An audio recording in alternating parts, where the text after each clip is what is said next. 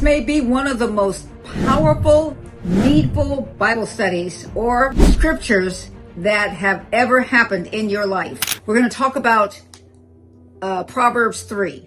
Now, stay to the end. It's only 10-15 minutes, so do not miss a minute of this.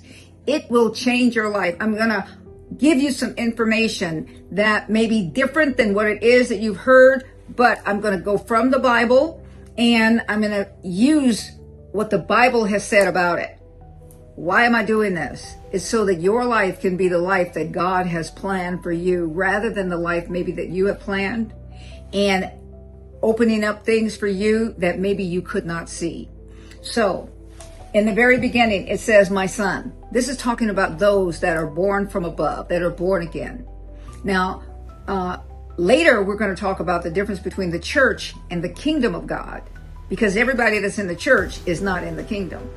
People don't, many times you operate in the church, but you're not choosing to operate out of the principles of the kingdom of God. So you miss out on a lot. It says, my son, forget not my law, but let your heart keep my commandments. He's letting you know, these are things for you to remember. Do not forget this. These are some of the things that we need to put in our heart, in our mind, and not forget it. He's saying, don't forget this. Do not forget this. This is important. For God to say, don't forget this, it's got to be important. But he's talking to sons. He's not just talking to anybody. And the son always wants to please his father. It's not a gender specific thing. It's not talking about that. It's saying, my son. And he was talking to a male person at that time, but I'm looking at it as he called in the New Testament, he says, there's neither male, female, slave, or free. But we're operating from the spirit realm. The Bible lets us know that we don't even fight against flesh and blood, but it's in that spirit realm. So I'm talking spirit, okay? It says, why is that? Because length of days, it will give you long and good life, and it will bring to you a peace. Now, this peace that is talking about, it's a shalom peace. It's not like, oh, I don't have any worries. It's not that kind of peace, but it's a joyous, it's a happiness, it's a perfected thing. It's a wholeness. It's a number one. It's not a number three. It's not the good. But it's the perfect will of God. It's God operating in your life in ways that he could not operate in it before. Shall it add to you? Because why? You're going to be able to hear him. You're going to be able to hear what it is he says. Stay tuned. Come on. Don't leave. Because you're going to be glad that you stayed to the end. Look, let not mercy, let not hasid, let not this kindness, this favor, these good deeds, let not these go away from you. Let truth, let the truth of God, let the establishment, let this established faithfulness, let this truth dwell in you. Take it, bind it around your neck, write it on the tablets of your heart, write it in paper, write it on your heart, remember it, in other words. Let it have a special place. Let it have a special place in your heart. Let it be the tablet. Let it be that place that is, let it be what it is that you lean on, that you hold everything on. Let it be on that. He says, why? So that you find favor and a good understanding in the sight of God. I would rather have favor with God than favor with you. I would rather have favor with God. What does that mean? That favor means I want that kindness to operate in me so it can operate through me. Just think about that. See, I don't want favor. Oh, I want favor of God so I can get this, so I can get this, so I can get this. No, all of that stuff is yours already. Don't worry about that. It's so that the favor of God, the love of God, the power of God works in me so that now I can give it to other people. And it says, so that I find favor and a good understanding. See, this is one of the things. Now I get God's intelligence. Not earthly understanding, not earthly intelligence, but I get to hear and I get to operate from a supernatural thing. Listen to me. Remember David? Look at the things that they did. Yes, he had the ephod and he said, will you go with me and all of this. Did he get his wisdom? Did he get his warring strategies? Did he get them from the earthly system? Did he go and read a book and say, oh my God, this is how this person did it. This is how that did it? No. God gave him things. He gave him strategies, just as he did with Joshua, just as he did all the way through there. He says, no. He says, shall I go? Shall we go? One of the battles he was in. Shall I go and attack? He says, yeah, go up and attack. He attacked and he did what it was that he was to do. And then on the next one, he says, shall I go up? And he says, no. What I want you to do is I want you to go around. And when you hear the tops of the trees, when you hear them doing, then I want you to go in. In other words, I'm going to have the angels shake a tree. And as they shake the tree, as they do what it is that they're to do, then you go in and pick up the spoils, because this battle is mine. There's many things that are going on in your life that the battle is God's. He wants to fight it for you, but you won't trust him to the degree that you allow him to do it, that you're willing to go through the things, that you're willing to go through the not understanding, that you're willing to go through, that you're not willing to go through. I don't understand it, so therefore I can't do it. I don't understand this. I need to have more information. I need to have more this. That's not obedience. Obedience is, I do what you say, and then I'll understand it later. Now listen to this. Here's where we're going to. Number 5, it is telling you to trust. Be confident. It is telling you to be confident, to be bold, to trust, to be sure, to be careless. I don't have the cares. Remember, he says, take all the cares and cast them upon me. Do not care for this yourself. I trust God in this. He says, trust in the Lord with all of your heart, not some of it, but with all of your heart, with all of your center, with all of your intellect, with all of your being, with all of that. Because God is saying, I'm going to show you a way to do this that does not make sense to anybody. Then he says, and do not lean unto your own understanding. Do not lean to it. Do not paint for it. Don't lean to your own knowledge. Don't lean to your own understanding. Don't lean to your own wisdom. Don't do that. But what I want you to do in all of your ways, what I want you to do is I want you to acknowledge. I want you to yada me. I want you to acknowledge. I want you to be acquainted with the things that I'm going to show you. I'm going to deal with things in a way that you don't even understand. I'm operating from the area of above, not beneath. I'm going to take you to a place. I'm going to operate in your life in a way that you can't comprehend it, but you can obey it if you choose to. You can follow the steps if you choose to, but being able to comprehend it, don't even sweat the small stuff. Don't even try to understand it. I'll give you that on the other side. He says, trust in me with all of your heart, and in all of your ways, acknowledge me. Acknowledge God. Acknowledge God. I don't know how to do this. I don't know how. Here's a story that happened.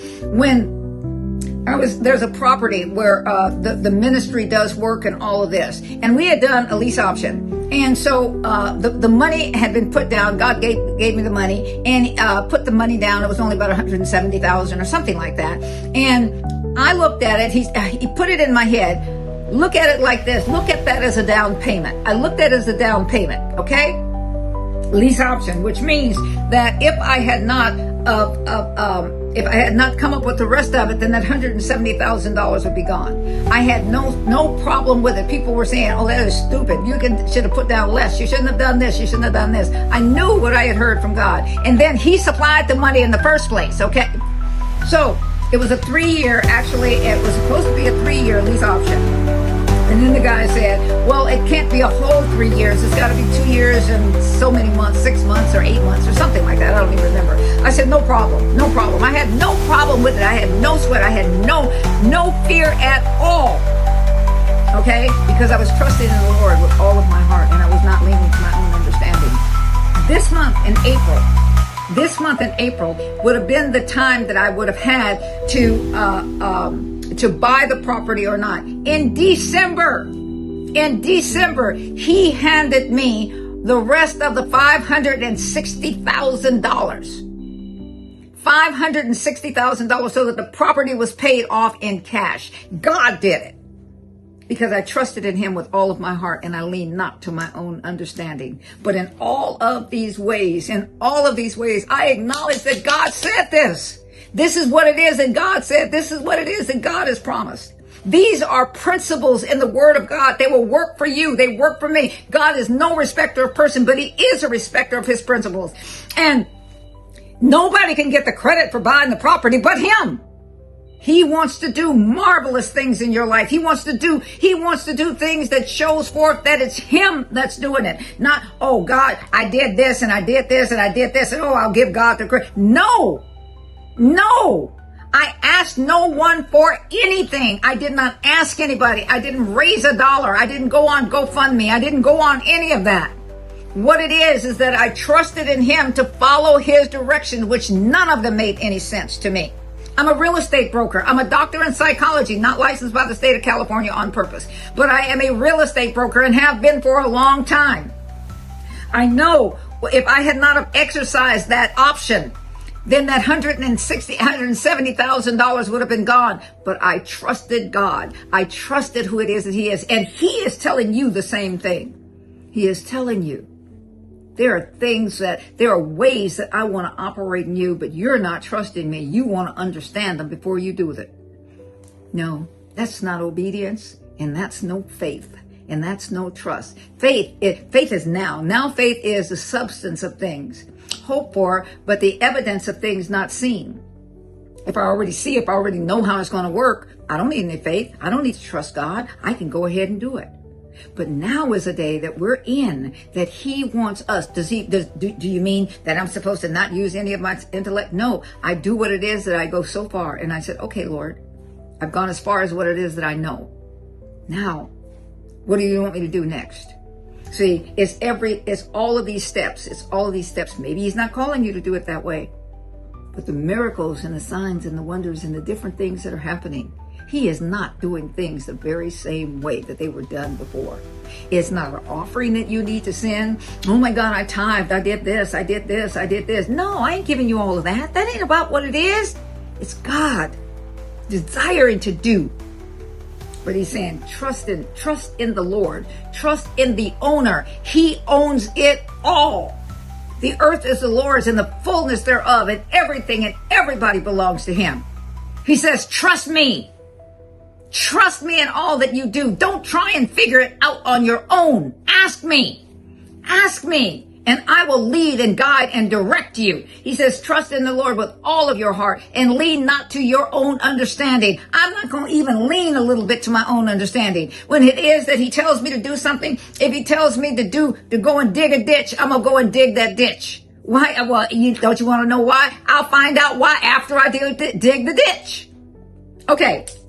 I am a coach also, and I have a Use Your Boundless Brain Power Challenge. I also have a coach, okay? My coach has told me to do things that did not make any sense at all to me to do them. But when I did them, and then I found out why afterwards. And you know what? Every time I did what it was that he told me to do, it works. Why is that? Because I'm not leaning to my own understanding. And my coach happens to believe in the same God I do. All right. But what it is this. He can see further than I can. Why is that? Because he's been further than I have in the realm in which he's coaching me in. God's been further in all of it. He created everything. Ain't nothing that he don't know. So you're going to trust in yourself and trust in the way that you see things? Oh, baby, get a life. Any rate, we're going to continue on this in this Bible study. I want to break this down for you. And that's the reason I've turned this way, because I'm actually reading the Bible. I'm not trying to do this from memory. But I want you to realize something, that there are opportunities for you in the earth. But you're going to have to get your wisdom, knowledge, and understanding from a different place. Humans have messed us up. If I only use human wisdom, then I'm only going to have human answers. And that's why I can see, I will not be able to see in the future, see my future and bring it into now, as long as I'm looking on this linear path. I have to trust God. I get to trust God. I get to obey God. Again, remember to join us on the Use Your Boundless Brain Power Challenge, which the information is below. I want you, if you've gotten anything out of this, please like it, subscribe, and then share it with somebody else. And I will be back on the next video This is Dr. BJ Baker, and I approve of this message. I am your octogenarian, which means I'm between 80 and 90 years old, and you never get too old to learn. So I'll see you on the next video. Bye-bye.